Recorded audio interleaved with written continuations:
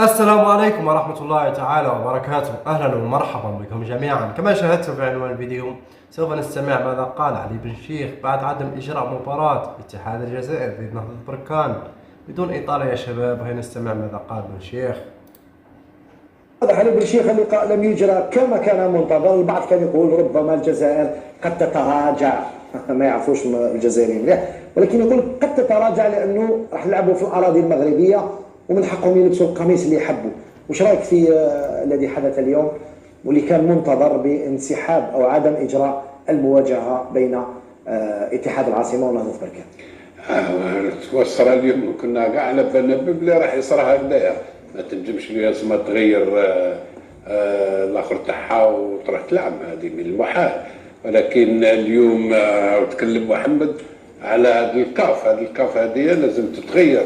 يفوك كاع لي بيرسوناليتي سبورتيف، جورناليست، فوتبالور، اونسيان فوتبالور، لازم تكون حمله كبيره على هذا موتسيبي هذا لاكاف هذه. انا نشوف انصار اتحاد العاصمه اللي كانوا حاضرين في المباراه تتغير، باسكو لا تولي مسيره بزوج عباد يسيروا لاكاف كيما يحبوا. اي لا سي تري غراف سكي سباس. كيما ايتو مسموع. جيسبر يلحقوا له هذا الشيء هذا كان ينوض واحد كيما ايتو ينجم يكون بريزيدون دو لاكاف، مي ماشي هذا السيد هذا يمشي فيه بالتيليكوموند. ولهذا لازم توت لي بيرسوناليتي بوليتيك لازم يدخلوا في المستوى العالي، في المستوى العالي، يدخلوا باش تحبس هذه المهزله هذه، باسكو ولات عيب، سي اون هونت. الناس ولات ما تحشمش دير حوايج السيل اوفر، لو موند اونتي يشوف فريمون. وهذه لي زافريكان يفوك يبوجوا، ما يمدوا الغبار يمدوا الغبار جوسكا كو يقعدوا سير لو بلون بوليتيك راهي تتبدل. سي سيرتان ناسيون نشوفوهم افريكان متغيروا، بصح في هذا الباب تاع سبور يفوك سا شونج اوسي، يفوك هاد التسيره تاع لاكاف يفوك سا صارت فيلم هذا يحبس. نعم امين اقصاص، اللقاء لم يجرى. الامور الان راهي على مستوى الطاس. كاين قضيتين ولكن عندهم ريلاسيون، قضيه اتحاد العاصمه وقضيه الفاف على مستوى الطاس بلوزان. الطاس فيه ملف كامل وافي.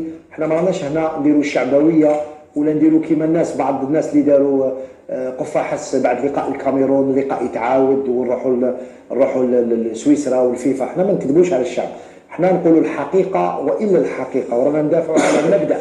ممكن انك تخسر مباراه، ممكن انك تخسر الكاس، لان اتحاد العاصمه هو حامل الكاس. ما نساوش اللقاء لم يلعب، يعني نهضه بركان اذا تاهل راح يتاهل بالدسائس وبالخيانه، وليس بقوه القانون ولا بقوه كره القدم. على كل حال اتحاد العاصمه حائز على كاس الكاف وعلى التاج تاع السوبر كوب، الكاس الممتازه امام الاهلي المصري.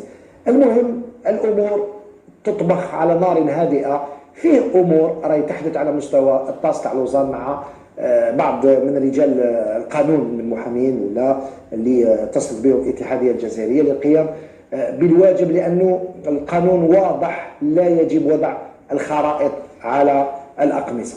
هذه اقل شيء ممكن ان يحدث على مستوى الطاس. ولكن هم من الناحيه النفسيه فريق اتحاد العاصمه. تكلمت على بلاتير طيحوه الاف بي اي اللي كانوا يديروا دي زونكات عليه من قبل مده شحال. كونت اون دي اف بي اي اون دي ايتازوني دامريكا، قوه دونك يطيح ما فيهاش اللعب. هذه اونتر بارونتيز. الثانيين تكلمتوا انتم الطاس و سون انديبوندون. وي سون انديبوندون، ان شاء الله يكونوا اونيت.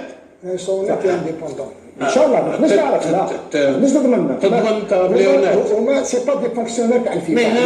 ما مام انديبوندون. كل واحد يحب المال في هذه الدنيا الا اللي عنده ضمير، ولا المسلم قوي خاف ربي. مي لاترومان ولا عنده الضمير ما يديش ويكون اونيت. ان شاء الله يكونوا اونيت ان شاء الله. هذا واش قلت، ان شاء الله يكونوا اونيت. ما تقوليش انديبوندون. على كل حال القضيه عندها خلفيات وعندها اسرار. المهم انه القضيه هذه ما فيهاش تحقيق وما فيهاش ما طولش، يعني لانه الامور واضحه. الماده الرابعه تاع الفيفا واضحه انك ما ديرش امور دينيه، امور سياسيه. وبالتالي يجب على الطاس في لوزان ان يرجع او يعيد او يعطي الخبر الأخير والقرار الأخير بسرعة في أقل من 15 يوم، أي قبل من المفروض إجراء النهائي. قلنا للقضية أسرار. كما استمعنا جميعا ماذا قال بن شيخ والإعلام الجزائري حول هذا الموضوع، موضوع مباراة اتحاد الجزائر ضد نهضة بركان. جميعنا اليوم شاهدنا عدم دخول نادي اتحاد الجزائر إلى أرضية الميدان. أكيد جميعنا كنا ننتظر هذا القرار من نادي اتحاد الجزائر ورفضه لتلك الخريطة التي وضعها نادي نهضة بركان على أقمصتهم،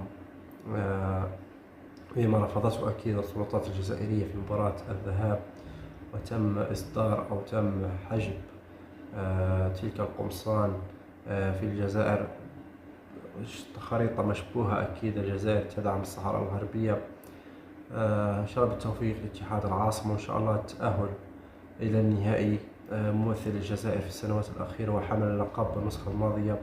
إن شاء الله التاس كذلك تكون محايدة في قراراتها، وتكون لأن قوانين الفيفا ظاهرة للعيان، وهي عدم وضع أي خريطة على أقمصة الأندية. إن شاء الله بالتوفيق لاتحاد الجزائر. وهنا شباب نكون قد وصلنا إلى نهاية الفيديو. ما تنسوش دعمنا باللايك الفيديو والاشتراك في القناة وزر الجرس يصلكم كل جديد. نراكم قريبا. السلام عليكم.